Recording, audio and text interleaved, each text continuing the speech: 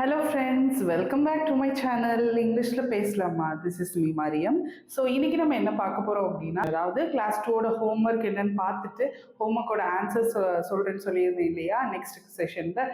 So அதை first பார்த்துட்டு இதுக்கப்புறம் இன்னைக்கு கிளாஸ் 3 ஸ்டார்ட் பண்ண போகிறோம். Let's jump on to the homework first. So flock of birds அப்படின்னா நம்ம எந்த நவுன் அப்படின்னு கேட்டிருந்தோம். ஸோ எல்லாரும் கண்டுபிடிச்சிருப்பீங்க, இருந்தாலும் ஆன்சர் சொல்கிறேன். Collective noun. ஏன் கலெக்டிவ்? ஃப்ளாக் ஆஃப் பேர்ட்ஸ்ன்றது பேர்ட்ஸ் எல்லாத்தையும் ஒன்று கூடி சொல்றது. ஒரு கூட்டமாக பறந்து போயிட்டு இருக்கும் போது ஃப்ளாக் ஆஃப் பேர்ட்ஸ் அப்படின்னு சொல்றோம். ஸோ சேம் வே ராகுல்ன்றது என்னது? Proper noun. ஏன் ப்ராப்பர்? ராகுல்ன்றது ஸ்பெசிஃபிக்கா ஒரே ஒரு ஆளுக்கு நம்ம குறிப்பிட்டு சொல்லக்கூடிய ஒரு பேரு. ஃப்ரெண்ட்ஸ்ன்றது என்ன? நம்ம அந்த ஃப்ரெண்டுக்கு பேர் சொல்லலை, அப்போ நிறைய பேர் இருக்காங்க, அவங்க எல்லாரும் என்னோட ஃப்ரெண்ட்ஸ்ன்னு சொல்றோம். அப்போ இது என்னது? சிங்குலர் நவுனா ப்ளூரல் நவுனா? ப்ளூரல். அண்ட் ஆல்சோ என்னது? Common noun. ப்ளூரல்ல காமன் நவுன். அண்ட் ஃப்ரெண்டுன்றது யாருன்னு அவங்களோட ஸ்பெசிஃபிக்கா பேர் தெரியல, ஆனா என்னோட நண்பருக்கு ஒரு பொது பேர் ஒன்று கொடுத்துருக்கோம். ஸோ இது வந்து காமன் நவுன் தான், ஆனா வந்து இது என்னது? சிங்குலர். ரவி's friend, ரவியுடைய ஃப்ரெண்டு, என்னுடைய ஃப்ரெண்ட் அப்படின்னு நம்ம சொல்லும் போது என்ன சொல்லுவோம்? அப்போஸ்ட்ரோஃபி எஸ் போட்டிருக்கு. ஸோ இது பொசசிவ் நவுன். ஆங்கர்னா என்னது?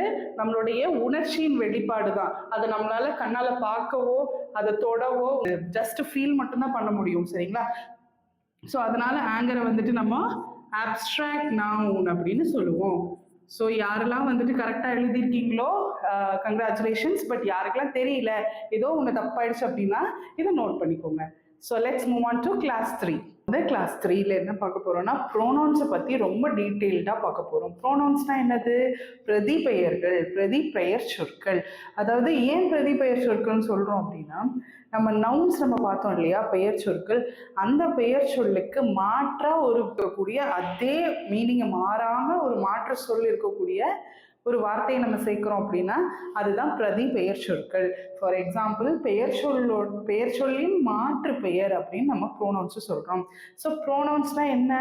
ஒரு பேசிக்கா திரும்ப ஒரே பேரே சொல்லிட்டு இல்லாம, ஃபார் எக்ஸாம்பிள் ரவி ஸ்கூலுக்கு சென்றான் அப்படின்னு சொல்றோம். பட் ரவி படித்தான், ரவி பாடினான், ரவி பேசினான்.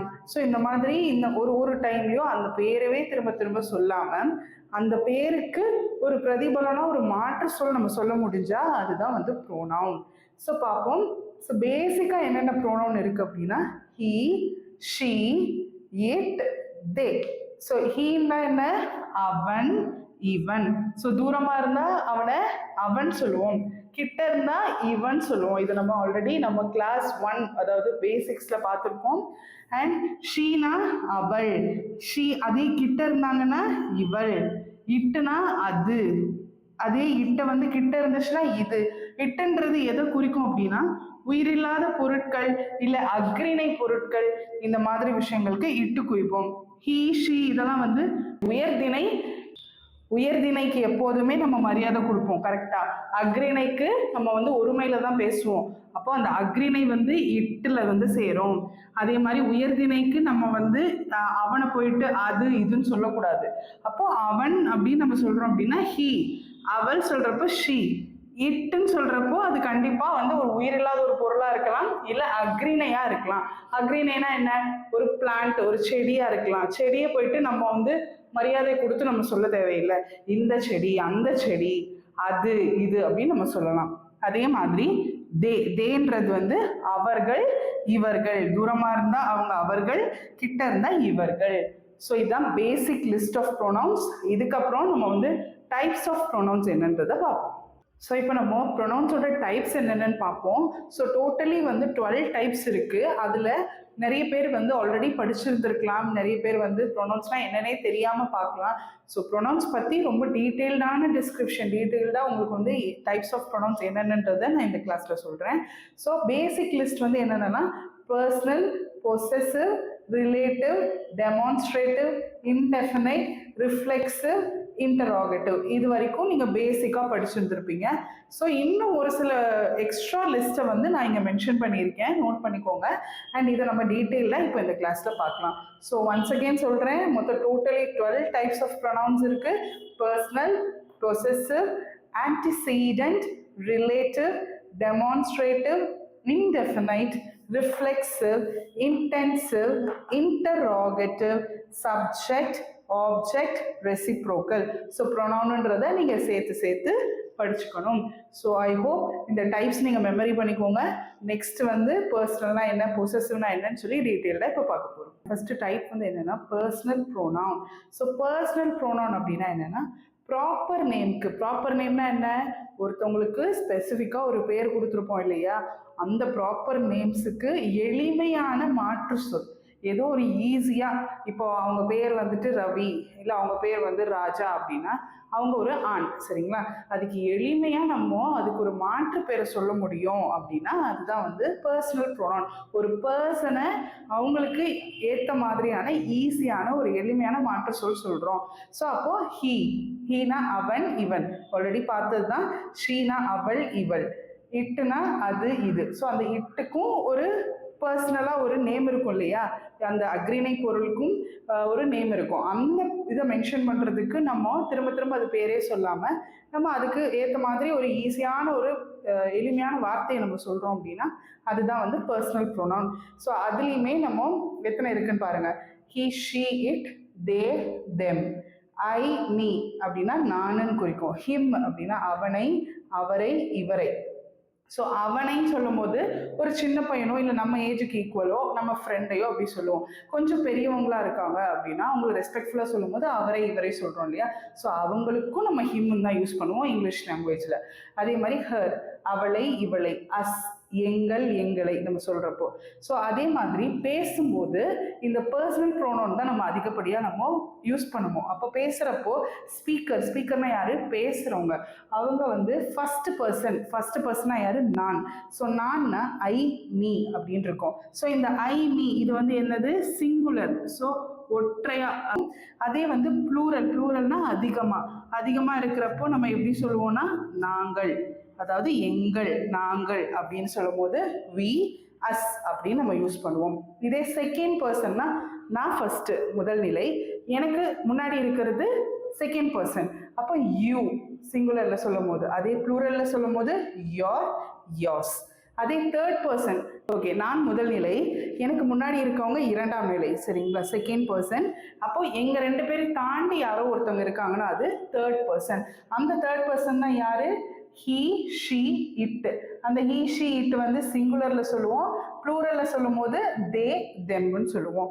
ஸோ பர்சனல் ப்ரோனவுன் வந்து டவுட்ஸ் எதுவும் இருந்துச்சுன்னா கமெண்ட் பண்ணுங்க. ஸோ ரொம்ப டீட்டெயில்டாக ரொம்ப ஸ்லோவாக போகிறேன்.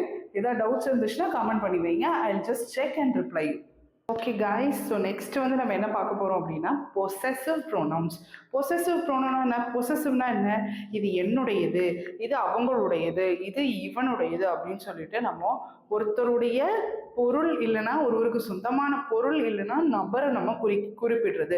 இவங்க என்னுடைய அம்மா, இவங்க என்னுடைய அப்பா அப்படின்னு நம்ம இன்னொருத்தவங்களை சொல்லும்போது அப்போ அது என்னுடைய அப்படின்னு சொல்லுவோம். இன்னொருத்தவங்களை பார்த்து நம்ம அவங்களுடைய அப்படின்னு சொல்றத நம்ம பொசசிவ் அப்படின்னு சொல்லுவோம். ஸோ அந்த வகையில் யூஸ் பண்ணக்கூடிய ப்ரோனவுனை வந்து பொசசிவ் ப்ரோனவுன் அப்படின்னு சொல்றோம்.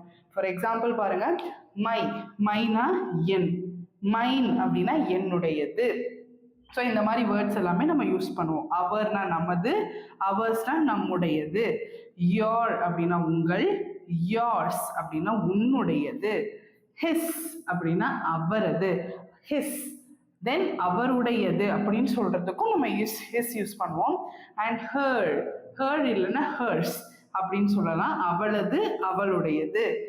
இட்ஸ், அதன், இட்ஸ் அதனுடையது. தேர்னா அவங்களுடையது, அவர்களது அப்படின்னு சொல்றோம்ல, அவர்களுடையது. ஸோ அப்போ தேர்ஸ், உடையதுன்னு சொல்றப்போ நம்ம எஸ் சேர்த்துப்போம். இல்லை ஜஸ்ட் அவர்களது, தேர் புக், இட்ஸ் தேர் புக் அப்படின்னு சொல்றப்போ அவங்களுக்கு சம்மந்தப்பட்டது அப்படின்றதுனால நம்ம அவர்களது அப்படின்னு சொல்லுவோம். இல்லை இந்த புக்கு யாருடையது அப்படின்னு அவங்க கேட்கும்போது அவங்களுடையது அப்படின்னு நம்ம ஒரே வார்த்தையில சொல்லும்போது இட்ஸ் தேர்ஸ், இட்ஸ் தேர்ஸ். அப்போ இந்த மாதிரி யூஸ் பண்ணணும். ஸோ நம்ம டக்குன்னு அவங்களுடைய இதை நம்ம ஒரே வார்த்தையில சொல்லிடலாம். ஸோ நெக்ஸ்ட் என்ன பார்க்க போறோம்? ஆன்டிசீடென்ட் ப்ரோனவுன்ஸ். ஆன்டிசீடென்ட் ப்ரோனவுன்ஸ்னா என்ன? நீங்க ப்ரோனவுன்ஸ்ல நிறைய டைப்ஸ் படிச்சிருப்பீங்க. பொசசிவ் இதெல்லாம் நம்ம படிச்சிருப்போம், ஆல்ரெடி நம்ம சின்ன கிளாஸஸ்ல படிச்சிருப்போம். பட் ஆன்டிசீடென்ட்ன்றது கொஞ்சம் டிஃப்ரெண்டான ஒரு விஷயம். பட் ஆனால் உங்களுக்கு தெரிஞ்சிருக்கும் இது எதுக்கு அப்படின்னு நம்ம பயன்படுத்துறோம் அப்படின்னு தெரிஞ்சுக்கிறதுக்காக தான் நான் இதை சொல்றேன். ஸோ ஆன்டிசைடன்ட் ப்ரோனவுன் அப்படின்னா என்னன்னா, நம்ம ஸ்டார்டிங் ஒரு சென்டென்ஸோட ஸ்டார்டிங்ல ஏதோ ஒரு நவுன் இருக்கு, கரெக்டா? ஸோ தொடக்கத்துல ஒரு நவுன் இருக்கு. அதே நவுனை பத்தி நம்ம வெவ்வேறு வகையில வெவ்வேறு இடத்துல நம்ம சொல்றோம் அப்படின்னா அந்த நவுனுடைய பிரதிபெயர்களை தான் நம்ம யூஸ் பண்ணுவோம்.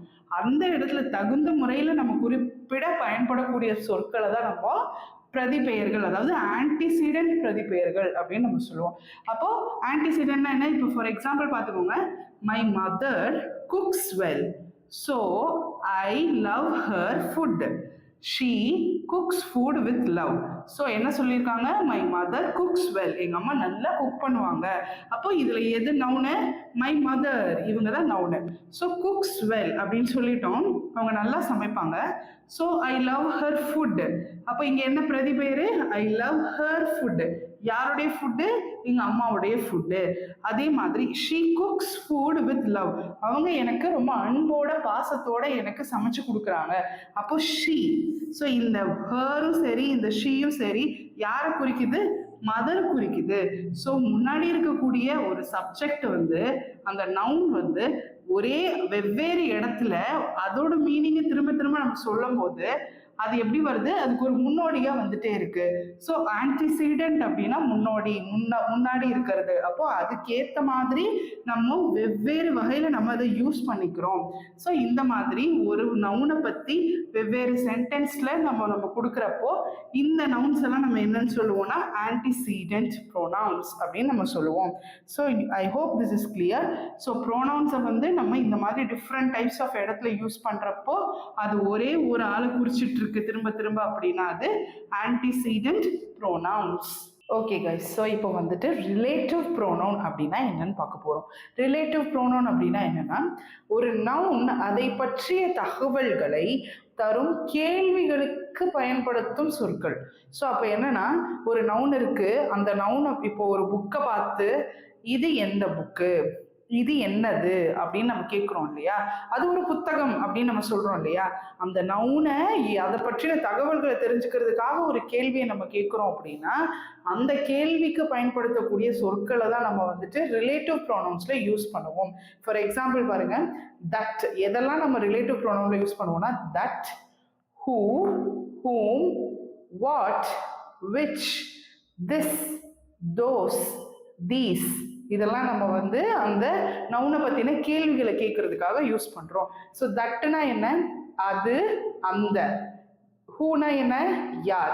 அதே மாதிரி திஸ்னா இந்த, இது அப்படின்னு நம்ம கேட்கும் போது ஹூம்னா யாரால், யாரால் செய்யப்பட்டது, யாரால் உருவாக்கப்பட்டது அப்படின்னு நம்ம கேட்கிறோம்ல. அப்போ அந்த யாரால்னு சொல்லும் போது நம்ம ஹூம் அப்படின்னு யூஸ் பண்ணணும். வாட், வாட்னது என்ன. Then which, whichனா எந்த. these, theseனா இவை. those, thoseனா அவை. ஸோ இதை நல்லா பார்த்துக்கோங்க. ரிலேட்டிவ் ப்ரோனவுன்ஸ் வந்துட்டு என்னன்னா, ரிலேட்டிவ் ப்ரோனவுன்னா வேற மாதிரி யோசிச்சிடக்கூடாது, ரிலேட்டிவ் அப்படின்னு யோசிச்சிடக்கூடாது. நீங்க என்ன நவுனை சொல்றீங்களோ அதுக்கு ரிலேட்டான ஒரு ப்ரோனவுன் நம்ம யூஸ் பண்ணுவோம். அந்த ப்ரோனவுனை வந்து கேள்வி கேட்டு அதை பத்தி தெரிஞ்சுக்கிறதுக்காக நம்ம யூஸ் பண்ணக்கூடிய வேர்ட்ஸ் தான் relative pronoun. I hope this is clear. Relative ப்ரோனவுனுக்கு நம்ம கொஞ்சம் எக்ஸாம்பிள்ஸ் பார்ப்போம். ஸோ தட்டை வச்சு நம்ம எப்படி கேள்வி கேட்கலாம்? What is that. So what is that, அது என்ன. அப்போ அது என்னன்னு சொல்லிட்டு நம்ம ஒரு பேர் வச்சிருப்போம்ல, இது புத்தகம் அப்படின்னு நம்ம சொல்லும் போது அந்த புத்தகத்தை பத்தின கேள்வியை நம்ம கேட்கிறோம். So what is that. This, this எப்படி யூஸ் பண்ணுவோம்? அதே மாதிரி வாட் இஸ் திஸ், இது என்ன, இது என்ன. ஹூ, ஹூ வந்துட்டு எப்படி யூஸ் பண்ணுவோம்? Who are you, who are you, நீ யார், நீங்க யார் அப்படின்னு நம்ம கேட்கிறோம்ல. அப்போ அந்த நீங்கன்றவங்க யாரோ ஒரு நவுன், கரெக்டா? ஒரு சப்ஜெக்ட். அந்த நவுனை வந்து நீங்க யாரு, நீ யாரு அப்படின்னு நம்ம கேட்கும் போது who are you? அப்ப என்ன யூஸ் பண்ணியிருக்கோம்? who யூஸ் பண்ணியிருக்கோம். then whomனா by whom it was written. ஒரு புக் இருக்கு அப்படின்னா அந்த புக்கை வந்து நான் என்னன்னு சொல்லியிருக்கேன்? இட்னு சொல்லியிருக்கேன். by whom it was written. அந்த புக்கு யாரால் எழுதப்பட்டது, யாரால் இயற்றப்பட்டது அப்படின்னு யாரால் நம்ம கேட்கும் போது by whom அப்படின்னு நம்ம சொல்லுவோம். அப்போ இது எங்க என்ன பண்றோம்? கேள்வி கேட்கிறோம். எதுனா அந்த நவுனை பத்தின கேள்வியை நம்ம தெரிஞ்சுக்கிறோம். what is this? அப்ப இது என்ன? அதே மாதிரி தட்டு கேட்ட மாதிரி தான் நம்ம திஸ்ஸையும் கேட்போம். தட்டுனா அந்த, அப்போ வாட் இஸ் தட்? அது என்ன? திஸ்னா இந்த. What is this? இது என்ன? ஸோ விச்னா என்னது? எந்தன்னு கேட்குறோம் இல்லையா? Which book which is your book? அங்க நிறைய புக் இருக்கு, அதுல உன்னுடைய புக் எது? which is your book. அப்போ whichன்றது என்ன? எந்த புத்தகம் உன்னுடையது அப்படின்னு நம்ம கேட்கிறப்போ எந்த. அப்போ அது நம்ம அந்த புத்தகத்தை பத்தி நம்ம கேள்வி கேட்கிறோம், இல்ல உன்னுடைய புத்தகத்தை பத்தி கேள்வி கேட்கிறோம். ஸோ நெக்ஸ்ட் தோஸ்னா என்ன? பன்மையில சொல்லணும். What are those? அவை யாவை? அவை என்ன? அங்க நிறைய விஷயங்கள் இருக்கு. அப்ப புத்தகம் நிறைய இருக்கு, அந்த புத்தகத்தை பத்தி தெரியாதவங்க வந்து அவை யாவை அப்படின்னு கேட்கலாம். அதெல்லாம் என்ன அப்படின்னு நம்ம கேட்கிறோம். அதெல்லாம்னு சொல்லாம நம்ம அவை அப்படின்னு நம்ம கேட்கும் போது தோஸ். தீஸ் அப்படின்னா அதே பன்மையில இங்க இருக்கக்கூடியது. இவை யாவை? இதெல்லாம் என்ன அப்படின்னு நம்ம கேட்கிறோம்ல, அதுதான் வந்து தீஸ் யூஸ் பண்றோம். What are these? இதெல்லாம் என்ன? இவை யாவை அப்படின்னு நம்ம கேட்கும் போது தீஸ் யூஸ் பண்ணுவோம். ஸோ ஒரு நவுனை அதை பற்றின தகவல்களை தெரிஞ்சுக்கிறதுக்காக நம்ம ஒரு கேள்வி கேட்டோம் அப்படின்னா அதுக்கு பயன்படுத்தக்கூடிய பிரதிபெயர்களை தான் நம்ம வந்துட்டு ரிலேட்டிவ் ப்ரோனவுன் அப்படின்னு சொல்லுவோம். I hope this is clear. So next நம்ம என்ன பார்க்க போறோம் அப்படின்னா demonstrative pronoun. Demonstrative அப்படின்னா என்னன்னா சுட்டுதல். எதையோ ஒன்று நம்ம வந்து சுட்டி காட்டி சொல்றோம், சுட்டி காட்டி இதுதான் அதுதான் அப்படின்னு நம்ம சொல்லும் போது அதை நம்ம டெமான்ஸ்ட்ரேட் பண்றோம்னு அர்த்தம். ஸோ டெமான்ஸ்ட்ரேட்டிவ் ப்ரோனவுன்ஸ் அப்படின்னா சுட்டி காட்டி சொல்றதுக்கு என்ன மாதிரி பிரதிபெயர்களை யூஸ் பண்றோமோ அப்போ அதை நம்ம வந்து டெமான்ஸ்ட்ரேட்டிவ் ப்ரோனவுன் அப்படின்னு நம்ம சொல்லுவோம். ஸோ என்னென்ன வார்த்தையெல்லாம் யூஸ் பண்ணுவோம்? that, this, those, these. அது, இது, தோஸ்னா அவை, தீஸ்னா இவை அப்படின்னு நம்ம அந்த இடத்த வச்சு சொல்றப்போ நம்ம சுட்டி காட்டுவோம் இல்லையா, அதுதான் நம்ம வந்து டெமான்ஸ்ட்ரேட்டிவ் ப்ரோனவுன் சொல்றோம். ஸோ இது நம்ம ஆல்ரெடி தெரிஞ்சதுனால ஸோ ஜஸ்ட் டைப் மட்டும் பார்த்துக்கோங்க. நெக்ஸ்ட் வந்து இன்டெஃபினைட் ப்ரோனவுன். முதல்ல இன்டெஃபினைட்னா என்னன்னு பார்ப்போம். டெஃபினைட்னா என்னன்னு தெரிஞ்சுக்கிட்டாதான் இன்டெஃபினைட்னா என்னன்னு புரியும். ஸோ டெஃபினைட் அப்படின்னா தெளிவாக குறிப்பிடப்பட்டவை. ஸோ தெளிவாக இதுதான் அப்படின்னு நம்ம குறிப்பிட்டு சொல்றோம் அப்படின்னா அதுதான் வந்து டெஃபினைட். அப்ப இன்டெஃபினைட்னா என்ன? தெளிவாக இல்லாதவை. ஸோ தெளிவாக இதுதான் அப்படின்னு நம்ம சொல்ல முடியாத விஷயங்களை வந்து இன்டெஃபினைட் அப்படின்னு நம்ம குறிப்பிடுவோம். So for example no one, nobody, இதை எப்படி சொல்லுவோம்? யாரும் இல்லைன்னு சொல்லுவோம். யாரோ ஒருத்தரை நம்ம ஸ்பெசிஃபிக்காக குறிப்பிட்டு சொல்கிறோம் அப்படின்னா அதை நம்ம வந்து அவங்க பேரையோ அந்த நபரையோ சம்திங் நம்ம சொல்லிடுவோம். ஆனால் யாருமே இல்லை அப்போ மொத்தமாக சொல்லும் போது எனக்கு தெரியாது அப்படின்னு நம்ம சொல்லாமல் யாரும் இல்லை அப்படின்னு நம்ம சொல்கிறோம்ல, அப்போது அது தெளிவாக குறிப்பிடப்படாதவை. ஸோ அதனால இதை வந்து இன்டெஃபினைட் லிஸ்ட்டில் எடுத்துக்கிறோம். Somebody, anybody. ஸோ சம்படினா என்ன, எனிபடினா என்ன? யாராவது. அப்போ யாராவது ஒருத்தவங்களை நம்ம குறிப்பிடுறோம், குறிப்பாக இவங்க தான் நம்ம சொல்லலை. அப்போ அந்த மாதிரி இடத்துல சம்படி இல்லைன்னா எனிபடி யூஸ் பண்ணுவோம். அதே மாதிரி அனைவரும்ன்ற இடத்துல எப்படி இருக்கும்? எவ்ரிபடி. ஸோ அதுலேயுமே நம்ம இவங்க தான் ஸ்பெசிஃபிக்காக சொல்லலை, நம்ம எல்லாரையும் சேர்த்து சொல்கிறோம். ஸோ அப்போது தெளிவாக இவங்க தான் குறிப்பிடாமல் எல்லாரையும் சேர்த்து சொல்கிறப்போ நம்ம எவ்ரிபடி அப்படின்ற வார்த்தையை யூஸ் பண்ணுவோம். அதே மாதிரி ஏதாவது ஒரு விஷயங்களை சம் அப்படின்னு சொல்லுவோம். சில பொருட்கள், சில புத்தகங்கள் அந்த மாதிரி சொல்ற இடத்துல சம் அப்படின்னு யூஸ் பண்ணுவோம். அதே மாதிரி அதர் அப்படின்னா இதுதான் நம்ம தெளிவா சொல்லாம அடுத்தது நம்ம சொல்லிட்டு இருக்கோம். அப்போ அதர், மற்ற அப்படின்னு சொல்றப்போ சொல்லுவோம். ஸோ இதை வச்சு நம்ம எக்ஸாம்பிள்ஸ் பார்க்கலாமா? ஓகே. ஸோ நோபடி எப்படி நம்ம யூஸ் பண்ணலாம்? nobody is there. அப்போ nobody is there, அங்கே யாரும் இல்லை அங்கே யாரும் இல்லை. ஸோ அப்போ யாராவது ஒருத்தவங்களை குறிப்பிடாம தெரியல அப்படின்னு சொல்ற இடத்துல நோபடின்னு யூஸ் பண்ணுவோம். Next anybody. Anybody is there அப்படின்னு கேள்வி கேட்குறோம். எனிபடி இஸ் தேர் அப்படின்னு கேட்கும்போது அங்கே யாராவது இருக்கிறார்களா அப்படின்னு நம்ம தெரிஞ்சுக்கிறோம். ஓகே, அங்கே யாராவது இருக்கிறார்களா. நெக்ஸ்ட் வந்து some. Some some there are some books. there are some books. அங்கே சில புத்தகங்கள் உள்ளன. அங்கே சில புத்தகங்கள் உள்ளன. ஸோ சில புத்தகங்கள். ஸோ அங்கே சம் புக்ஸ் கொஞ்சம் தான் இருக்கு, அதை நம்ம சொல்றதுக்காக. ஆனால் என்ன புத்தகம்னு இருக்குன்னு நம்ம சொல்லலை, எவ்வளோ இருக்குன்னு நம்ம குறிப்பிடலை. ஆனால் சில புத்தகம், அது எத்தனை இருந்தாலும் நம்ம ஸ்பெசிஃபிக்காக 10 புக் இருக்கு அப்படின்னு நம்ம சொல்லலை. சில புத்தகங்கள் சொல்லிட்டு நம்ம ஜென்ரலாக சொல்றோம். அப்போ அந்த இடத்துல வந்து இந்த இன்டெஃபினைட் ப்ரோனவுன் சம்மை நம்ம யூஸ் பண்ணுவோம். அதே மாதிரி everybody. Sit down everybody. Sit down everybody. So எல்லாரையும் உட்கார சொல்கிறோம், குறிப்பிட்டு இவங்களை மட்டும் நம்ம உட்காருன்னு சொல்லலை. ஸோ சிட் டவுன் எவ்ரிபடி. அனைவரும் உட்காருங்கள், அனைவரும் அமருங்கள் அப்படின்னு நம்ம சொல்கிறப்போ எல்லாரையும் சேர்த்து சொல்கிறோம், குறிப்பிட்டு இவங்க தான் நம்ம சொல்லலை. அதனால இது என்னது? Indefinite pronouns. Okay guys, reflexive pronoun அப்படின்னா என்ன அப்படின்னா, ரிஃப்ளெக்ஷன் அப்படின்னா என்ன? ஒருத்தர் யார் இப்போ கண்ணாடி முன்னாடி நம்ம நிற்கிறோம் அப்படின்னா நம்மளை நாமளே ரிஃப்ளெக்ட் பண்ணி நம்மளை அப்படியே காமிக்கிறது தானே கண்ணாடி, அதுதானே நம்ம ரிஃப்ளெக்ஷன் சொல்லுவோம். வினை நிகழ்த்துபவரையே குறிப்பது, யார் அந்த ஆக்ஷனை செய்கிறாங்களோ அவங்களவே திருப்பி சொல்லிக்கிறது அப்படிதான் வந்து ரிஃப்ளெக்சிவ் ப்ரோனவுன் அப்படின்னு நம்ம சொல்லுவோம். ஸோ என்ன மாதிரி வார்த்தையெல்லாம் ரிஃப்ளெக்சிவ் ப்ரோனவுன்ல வரும் அப்படின்னா, my self, himself, herself, itself, yourself, yourselves, themselves, ourselves. So அப்போ myself னா நானே, himself னா அவனையே இல்ல அவனாகவே, herself னா அவளாகவே, itself னா அதுவாகவே, yourself னா நீயாகவே இல்லைன்னா உங்களை அப்படின்னு நம்ம சொல்லுவோம். யோர் செல்ஃப்ஸ்னா நீங்களாகவே, ஒரு நிறைய பேரை சொல்லி நம்ம சொல்லும் போது நீங்களாகவே யோர் செல்ஃப்ஸ் அப்படின்னு சொல்லுவோம். அதே மாதிரி தெம் செல்ஃப்ஸ்னா அதே நிறைய பேர் அவங்களாகவே அவர்களாகவே நம்ம சொல்லுவோம், அந்த இடத்துல தெம் செல்ஃப்ஸ் யூஸ் பண்ணணும். ஆர் செல்ஃப்ஸ்னா நாங்களாகவே, எங்களை நாங்களே பார்த்துக்கிறோம் அப்படின்னா அவர் செல்ஃப்ஸ், தாமாகவே இல்லை தாங்களாகவே. ஸோ இதை வந்து எப்படி எக்ஸாம்பிள் யூஸ் பண்ணி நம்ம சென்டென்ஸில் பார்க்கலாம். So I did the drawing by myself. இந்த படத்தை நானே வரைந்தேன். அப்போ வரைந்தேன்ன்றது சொல்லும் போதே வந்து என்னையே தான் குறிப்பிடுறேன். அப்போ நானே வரைந்தேன், அப்போ myself. He did the homework by himself. அவன் வீட்டு பாடத்தை தானாகவே செய்தான், அவனே செய்தான் அப்படின்னு நம்ம சொல்றோம்.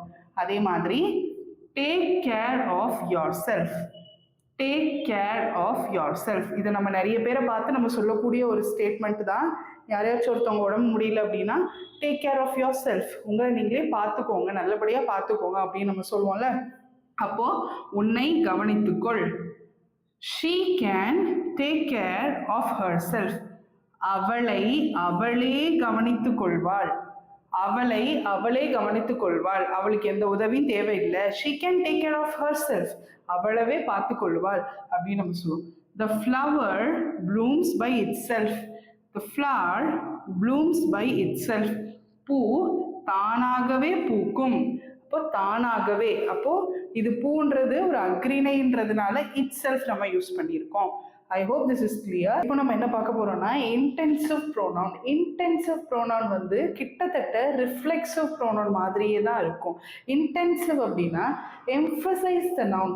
எம்ஃபசைஸ் அப்படின்னா ஒரு நவுனை மேம்படுத்தி சொல்றது. அதுவும் எந்த நவுன் அப்படின்னா அந்த வார்த்தை, அந்த ப்ரோனவுன் இருக்கு இல்லையா, தனக்கு முன்னாடி அது யாரை பத்தி பேசியிருக்கோ அந்த ஸ்டேட்மெண்ட்ல அந்த நபருடைய எம்ஃபசைஸ் மேம்படுத்தி அந்த நபரை மேம்படுத்தி பேசுறது தான் இன்டென்சிவ் ப்ரோனவுன்.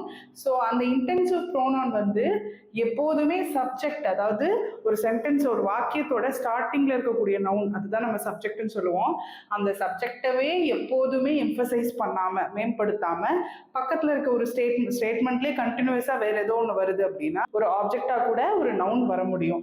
அந்த நவுனை மேம்படுத்தி சொன்னா கூட அந்த ப்ரோனவுனுக்கு இன்டென்சிவ் ப்ரோனவுன் அப்படின்னு நம்ம சொல்லுவோம். So I hope this is clear. So reflexive மாதிரியே தான் இருக்கிறதுனால ரிஃப்ளெக்ஸுக்கும் யூஸ் பண்ற கீவேர்ட்ஸா நம்ம இதுக்கும் யூஸ் பண்ணுவோம். Myself, yourself, itself, ourself, themselves, himself, herself. So இதெல்லாமே வந்து ரிஃப்ளெக்சிவ்ல நம்ம இதுக்கு முன்னாடி பார்த்துருப்போம். அதே மாதிரி ரொம்ப அழுத்தம் கொடுத்து மேம்படுத்தி நம்ம சொல்றோம் அப்படின்னா அதுதான் வந்து intensive pronoun. So same next வந்துட்டு இன்டராகேட்டிவ் ப்ரோனவுன். இன்டராகேட்டிவ் அப்படின்னாலே என்னன்னா கொஸ்டின் கேட்கறது. இன்டராகேட்டிவ் அப்படின்னாலே கொஸ்டின். அப்போ கொஸ்டின் கேட்கறதுக்கு உதவக்கூடிய ப்ரோனவுன்ஸை வந்துட்டு நம்ம இன்டராகேட்டிவ் ப்ரோனவுன்ஸ் அப்படின்னு சொல்லுவோம். ஸோ எந்த மாதிரியான ப்ரோனவுன்ஸில் கொஸ்டின் கேட்க உதவும்? Who, whom, what, which, whose. ஹூனா யாரு, ஹூம்னா யாரால், வாட்னா என்ன, விச்னா எது, ஹூஸ்னா யாருடைய. ஸோ இந்த மாதிரி கேள்விகளை எழுப்பக்கூடிய ப்ரொனவுன்ஸை தான் நம்ம வந்து இன்டராகேட்டிவ் ப்ரொனவுன்ஸ் அப்படின்னு சொல்லுவோம். ஏன் இதெல்லாம் இவ்வளோ டீட்டெயில்டாக நம்ம பார்க்குறோன்னா நம்ம ஈஸியாக ஒரு வாக்கியத்தில் ஏதோ ஒன்று நம்ம வந்து சொல்லிடுவோம், ஒரு கேள்வியோ இல்லை ஏதோ ஒன்று சொல்லிடுவோம். அப்போ அந்த வாக்கியத்தில் இதுக்கு என்ன அர்த்தம், இது ஏன் இங்கே யூஸ் பண்ணியிருக்கோம் அப்படின்னு நம்ம தெரிஞ்சுக்கணும். அப்போ கேள்வி கேட்க போகிறோம் அப்படின்னா இந்த மாதிரி ப்ரொனவுன்ஸ் தான் யூஸ் பண்ணணும் அப்படின்றத நம்ம தெரிஞ்சுக்கணும். அதனால தான் இது டீட்டெயிலாக நான் ஒன்றையும் எடுத்துகிட்டு இருக்கேன். ரொம்ப பொறுமையாக வீடியோ பாருங்கள். ஸோ லைக் பண்ணுங்க, சப்ஸ்கிரைப் பண்ணுங்க, தெரியாதவங்களுக்கு ஷேர் பண்ணுங்க. இப்போ நம்ம அதோடைய எக்ஸாம்பிள்ஸ்க்கு போகலாம். ஹூ. ஸோ ஹூ வச்சு எப்படி நம்ம எழுதலாம்? Who are you, who are you, நீங்கள் யார், நீங்கள் யார் அப்படின்னு நம்ம கேட்போம். அப்போ கேள்வி கேட்குறோம். சேம் வே ஹூம்னா என்னது? யாரால். The book was written by whom. யாரால் இந்த புத்தகம் எழுதப்பட்டது, யாரால் எழுதப்பட்டது. அப்ப யாரால் நம்ம கேள்வி கேட்கிறோம். வாட் இஸ் யோர் ஏஜ், உன் வயது என்ன. ஸோ கேள்வி கேட்கிறோம், அந்த வயதை பத்தி கேள்வி கேட்கிறோம். உன் வயது என்ன. விச் இஸ் யோர் ஹவுஸ், உன் வீடு எது. அப்போ எதுன்றத நம்ம ஒரு கேள்வி கேட்கிறோம், அதனால விச் இஸ் யோர் ஹவுஸ்.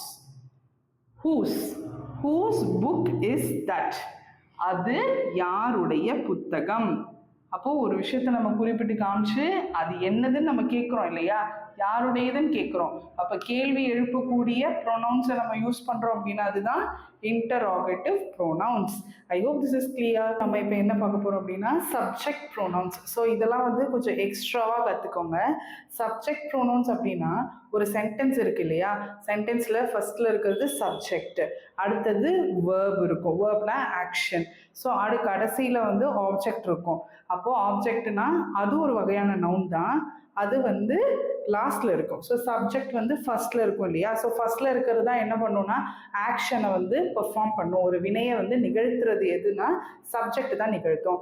அப்போ whichever performs the action, எந்த வேர்ட்லாம் வந்து ஆக்ஷனை பெர்ஃபார்ம் பண்ணுதோ அந்த பிரதிபெயர்களை வந்து சப்ஜெக்ட் ப்ரோனவுன் அப்படின்னு நம்ம சொல்லுவோம். ஸோ சப்ஜெக்ட் ப்ரோனவுன்ல என்னென்னலாம் வரலாம் அப்படின்னா I, you, he, she, it, they, we, one. So இதெல்லாம் எப்படி எக்ஸாம்பிளில் யூஸ் பண்ணுறதுன்னு பார்க்கலாம். I am writing. ஸோ இந்த ஆக்ஷன் என்னது? ரைட்டிங், எழுதுறது. So I am writing. அப்போ யார் எழுதுறா? ஐ. அப்போ ஐன்றது தான் வந்து நமக்கு எழுதுறது, ஆக்ஷனை பெர்ஃபார்ம் பண்ணுறவங்க ஐ, நான். அப்போ ஐ ஆம் ரைட்டிங், நான் எழுதிட்டு இருக்கேன். ஹீ இஸ் ரைட்டிங், அவன் எழுதுகிறான். One of my friend is writing, என்னோட friend, one of my friends is writing. So friends, one of my ஃப்ரெண்ட்ஸ்ன்னு சொல்லணும், ஏன்னா நிறைய ஃப்ரெண்ட்ஸில் இருக்கிற ஒரே ஒரு ஃப்ரெண்டு. அப்போ one of my friends is writing. அப்போ அந்த ஒன்ன்றதையும் நம்ம சப்ஜெக்ட்ல சொல்லலாம். அப்போ ஒன் ஆஃப் மை ஃப்ரெண்ட்ஸ். அப்போ என்னோட நிறைய ஃப்ரெண்ட்ஸ்ல இருந்து ஒரே ஒருத்தர். அப்போ அது எங்க சப்ஜெக்ட், அவங்க தான் ஆக்ஷனை பெர்ஃபார்ம் பண்றாங்க. அதனால இந்த ப்ரோனவுனுக்கு சப்ஜெக்ட் ப்ரோனவுன் அப்படின்னு பேரு. ஸோ அடுத்தது போலாமா, ஆப்ஜெக்ட் ப்ரோனவுன். ஆப்ஜெக்ட் ப்ரோனவுன்னா என்ன சொன்னோம், ஒரு சென்டென்ஸ்ல சப்ஜெக்ட் வெர்பு ஆப்ஜெக்ட் இதுதான் வந்து சென்டென்ஸோட அமைப்பு. அப்படின்னா ஆப்ஜெக்ட்ன்றது கடைசியில இருக்கும், கரெக்டா? ஸோ ஆப்ஜெக்ட் வந்து ரிசீவ் த ஆக்ஷன். அப்போ ஒரு ஆக்ஷனை வாங்கக்கூடிய இடத்துல ஏதோ ஒரு நபர் ப்ரோனவுனா இருந்தாங்க அப்படின்னா அந்த ப்ரோனவுன்ஸை வந்து ஆப்ஜெக்ட் ப்ரோனவுன் அப்படின்னு சொல்லுவோம். ஸோ என்னெல்லாம் வரலாம், me, you, him, her, it, us, them.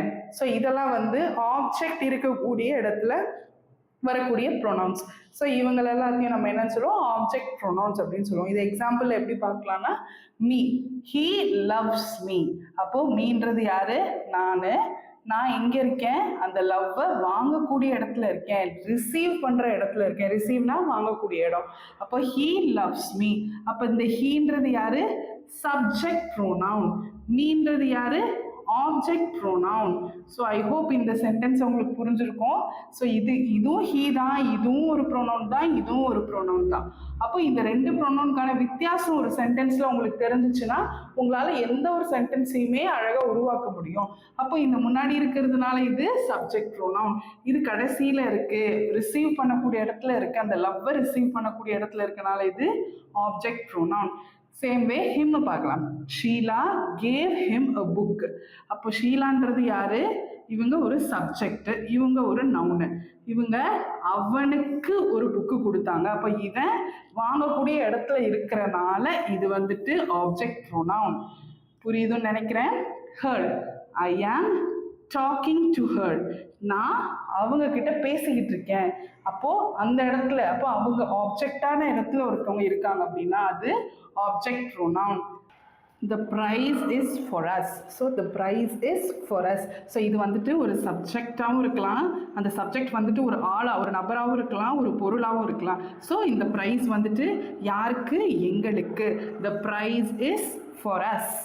I hope this is clear. Next it பாருங்க. Vicky took it. ஏதோ நாங்க இருக்கு, ஒரு புக்கே இருக்குன்னு வச்சுக்கோங்களேன், அந்த புக்கை எடுத்துக்கிட்டாங்க. அப்போ Vicky took it. took it. எது, இதை தான் எடுத்துக்கிட்டாங்க.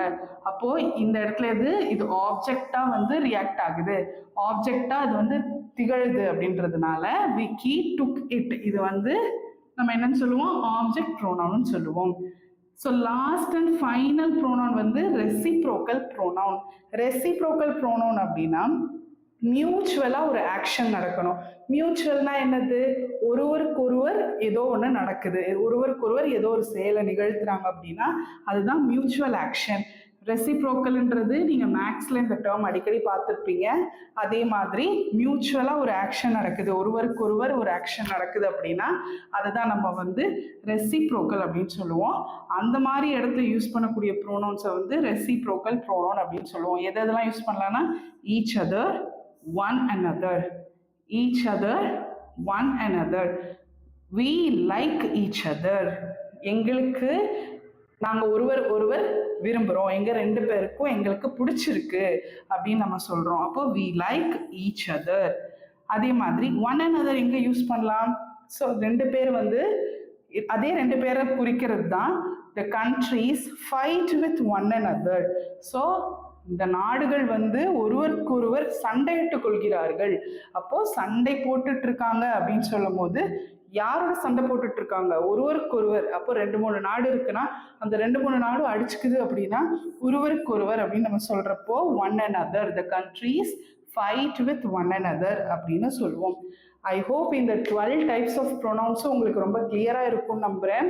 ஏதாச்சும் டவுட்ஸ் இருந்துச்சுன்னா கமெண்ட் செக்ஷனில் கமெண்ட் பண்ணுங்கள். பிகாஸ் ப்ரொனவுன்ஸ் வந்து ரொம்ப ஒரு லென்த்தியாக டாபிக் கொண்டுட்டு போயிருக்கு. காரணமே உங்களுக்கு டீட்டெயிலாக ஒரு விஷயங்களும் தெரியணும் அப்படின்றதுக்காக தான். ஸோ உங்களுக்கு என்னோட கண்டென்ட்ஸ் பிடிச்சிருந்துச்சுன்னா லைக் பண்ணுங்கள், ஷேர் பண்ணுங்கள், சப்ஸ்கிரைப் பண்ணுங்கள். இங்கிலீஷில் பேசலாமா. பாய்.